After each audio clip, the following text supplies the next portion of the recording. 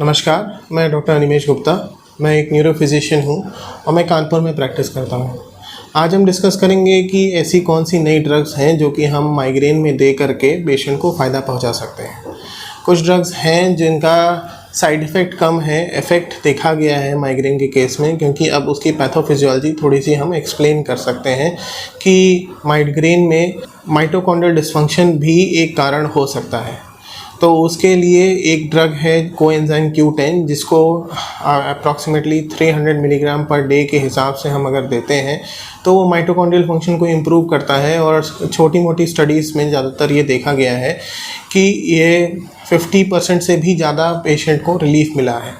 But अभी इसमें कोई मेजर लार्ज स्टडीज़ अभी नहीं हुई हैं। इसके अलावा और भी स्टडीज़ हुई हैं जिनमें ये देखा गया है कि राइबोफ्लेविन, जो कि विटामिन B2 होता है, उसको भी हाई डोज में मतलब अप्रॉक्सीमेटली 400 मिलीग्राम देने पे भी माइटोकॉन्ड्रियल फंक्शन में इम्प्रूवमेंट होता है, जिसकी वजह से माइग्रेन के पेशेंट्स को फ़ायदा मिला है। इसके लिए भी अभी लार्ज स्केल स्टडीज़ अभी नहीं हुई हैं, लेकिन जितने भी रैंडमाइज कंट्रोल ट्रायल्स हुए हैं शॉर्ट स्केल पे, उसमें अप्रॉक्सीमेटली 50 to more than 50% का बेनिफिट देखा गया है पेशेंट्स में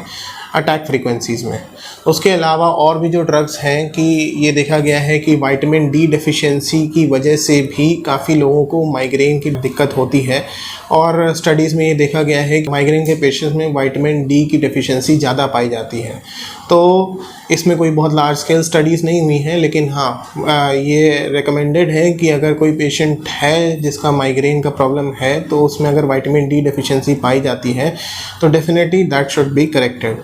अदर देन दैट, मैग्नीशियम का भी रोल देखा जा रहा है माइग्रेन के मैनेजमेंट में। मैग्नीशियम को अप्रॉक्सीमेटली हाई डोज में देने से 400 to 600 की डोज देने से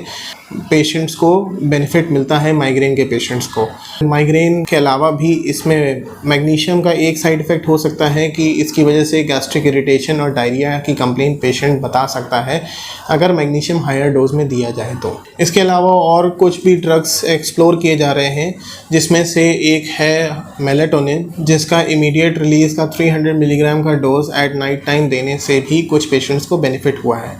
उसके अलावा बॉटुलिनम टॉक्सिन का भी काफ़ी लोगों को पता होगा कि ऑनबॉटुलिनम टॉक्सिन A जो होता है वो भी अप्रूव हुआ है माइग्रेन के लिए, बट वो मोस्टली क्रॉनिक माइग्रेन के पेशेंट्स के लिए बेनिफिट करता है, लेकिन एपिसोडिक माइग्रेन के पेशेंट्स में ये बेनिफिट नहीं करता है। तो ये जितने भी ड्रग्स हमने डिस्कस किए हैं, ये बहुत सारे ड्रग्स ऐसे हैं जिनको अभी बहुत लार्ज स्केल में डिस्कस करने की ज़रूरत है, बट जो भी स्टडीज़ हुई हैं उसमें इनका बेनिफिट देखा गया है। और सबसे बड़ा बेनिफिट ये है कि इन ड्रग्स में साइड इफ़ेक्ट्स बहुत मिनिमल हैं,